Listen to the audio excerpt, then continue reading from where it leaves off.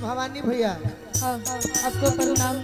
ये जो आपका मुर्गी है ना, जितना बार मारोगी उतना बार आनंद आएगा। सही में बाहर गिरी जितना बार मरी हो उतने आनंद। आपका भी मुर्गी बहुत अच्छा है। हमारे के खाली 10 मिनट फ्री छोड़ दे, पैसा ना चाहिए। बाकी बड़ी सुंदर भाव में इसके बाद गोलू राजा जी होंगे आप लोग के बीच में। हाँ, साथ में गाएंगे, पहले वो गा लेंगे फिर हम उनका जैसा गाएंगे।